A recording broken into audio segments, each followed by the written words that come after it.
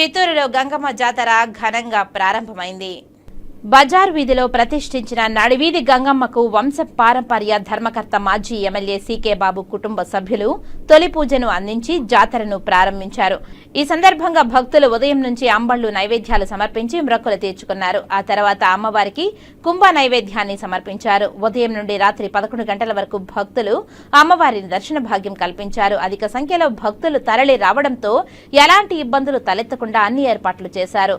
భద్రతా దృష్ట్యా ఎలాంటి సంఘటనలు జరగకుండా ముందస్తుగా పోలీసులు సీసీ కెమెరాలు ఏర్పాటు చేసి ఎప్పటికప్పుడు పర్యవేక్షిస్తున్నారు. చిత్తూరు నడివీధి గంగమ్మ జాతరకు తమిళనాడు, కర్ణాటక, తెలుగు రాష్ట్రాల నుంచి అధిక సంఖ్యలో భక్తులు తరలి రావడంతో ఎలాంటి ఇబ్బందులు తలెత్తకుండా ఉండేందుకు గట్టి పోలీసు బందోబస్తు ఏర్పాటు చేశారు.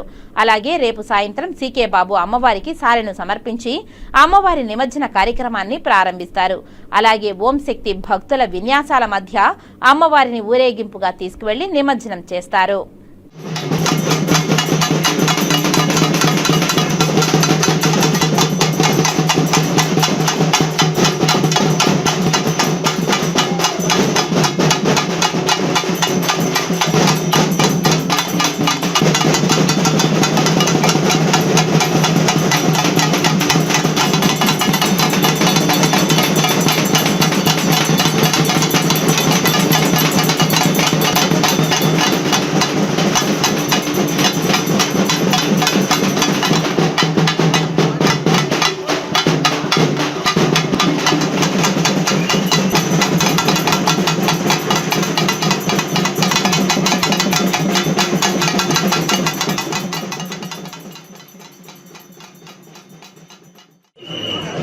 అంగరంగ వైభవంగా చిత్తూరు నడివీధి గంగ జాతర ఎంతో అద్భుతంగా ప్రారంభమైంది. ఈ ఊరు ఆడపడుచుగా, ఈ ఊరు ఇలవేల్పుగా ఇక్కడ ప్రజలందరికీ కోరిన కోరికలు తీరుస్తూ కొంగు బంగారమైన ఆ తల్లికి కోటి వందనాలు తెలియజేస్తూ ప్రజలందరూ తండోపతండాలుగా వచ్చి భక్తి ప్రపత్తులతో అంబిళ్ళ సమర్పణ, మరి కుంభపూర్ సమర్పణ ఇవన్నీ కూడా చేస్తున్నారు.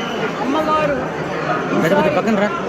అపరాధ చాటింపుతో ప్రారంభమైన వర్షం అంటే మన కోరికని అమ్మవారు అనుగ్రహించినారు అనడానికి ఇది ఒక నిదర్శనం.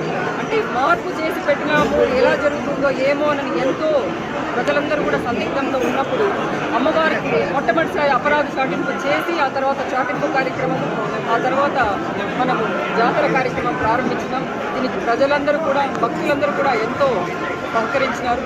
వాళ్ళందరికీ కూడా కృతజ్ఞతలు తెలియజేస్తున్నాం. మరి మన అమ్మవారి కోసం దక్షిణాది రాష్ట్రాల నుంచి, అట్లా కర్ణాటక నుంచి, తమిళనాడు నుంచి, తెలంగాణ నుంచి, ఆంధ్రప్రదేశ్ నుంచి కోటాది మంది ప్రజలు ఇక్కడికి పోటెత్తినారు. మరి వాళ్ళందరికీ కూడా ఈ కమిటీ అన్ని ఏర్పాట్లు కూడా చేసింది.